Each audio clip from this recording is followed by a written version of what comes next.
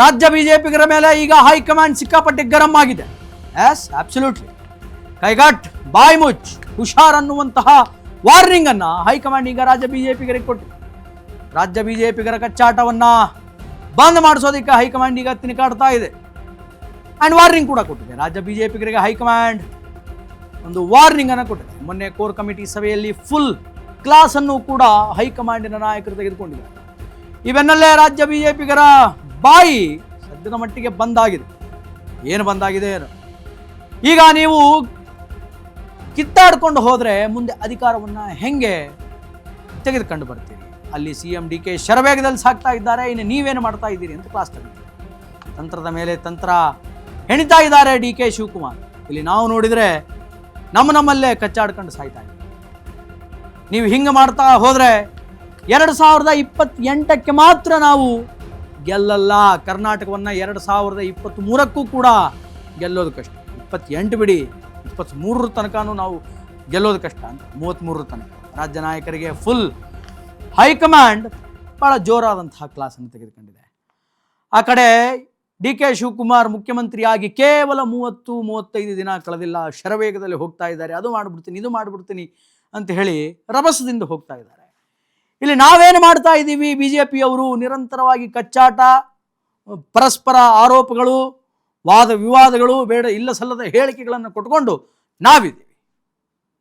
ನಾವು ಯಾವಾಗ ಅವರ ಸ್ಟ್ಯಾಮಿನಾವನ್ನು ಮ್ಯಾಚ್ ಮಾಡ್ತೀವಿ, ನಾವು ಯಾವಾಗ ಅವರ ಕಾರ್ಯಗಳನ್ನು, ಅವರ ಕಾರ್ಯದಲ್ಲಿ ಆಗಿರುವಂತಹ ಲೋಪದೋಷಗಳನ್ನು ಹುಡುಕಿಟ್ಟು ವಿರೋಧ ಪಕ್ಷ ಸ್ಥಾನದಲ್ಲಿದ್ದು ಅದನ್ನು ವಿರೋಧ ಮಾಡ್ತೀವಿ.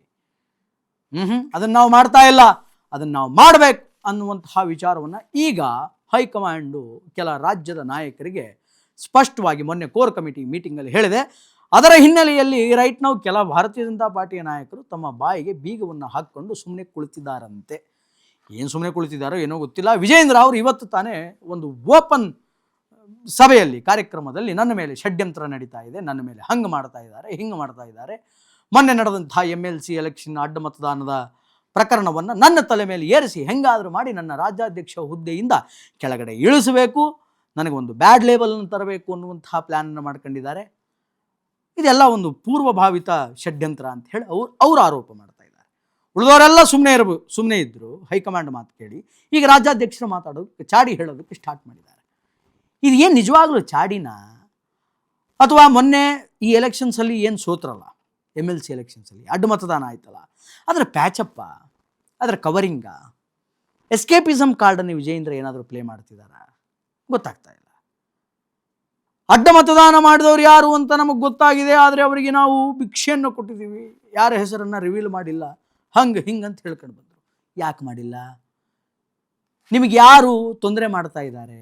ನಿಮ್ಮ ವಿರುದ್ಧ ಯಾರು ಷಡ್ಯಂತ್ರ ಮಾಡ್ತಿದ್ದಾರೆ? ಹೇಳಿ ಬಹಿರಂಗವಾಗಿ ಮಾಧ್ಯಮದ ಮುಂದೆ ಬಂದು. ಅದನ್ನು ಹೇಳ್ತಾ ಇಲ್ಲ, ನೀವೇ ಪರದಾಡ್ತಾ ಇದ್ದರೆ ಹೆಂಗೆ? ಇವತ್ತು ಹಿಂದೂಗಳು ನೆಚ್ಚಿಕೊಂಡಂತಹ ಏಕೈಕ ಪಾರ್ಟಿ ಕರ್ನಾಟಕದಲ್ಲಿ ಯಾವುದಾದ್ರೂ ಇದೆ ಅಂತಂದರೆ ದಟ್ ಈಸ್ ಭಾರತೀಯ ಜನತಾ ಪಾರ್ಟಿ. ಅಷ್ಟು ಜನ ಹಿಂದೂಗಳ ನಂಬಿಕೆಗೆ ಘಾಸಿ ಮಾಡೋದಕ್ಕೆ ಹೊರಟಿದ್ದೀರಲ್ಲ, ಏನು ಹೇಳಬೇಕು? ನೀವು ಗೆದ್ದರೆ ಹಿಂದೂಗಳು ಸುಸರ್ಜಿತವಾಗಿ, ಆರಾಮಾಗಿ, ಹಾಯಾಗಿ, ನಿಟ್ಟುಸಿರಿನಿಂದ ಇರ್ತಾರೆ ಅನ್ನುವಂತಹ ಒಂದು ಚಿತ್ರಣ ಇದೆಯಲ್ಲ ರಾಜ್ಯದಲ್ಲಿ.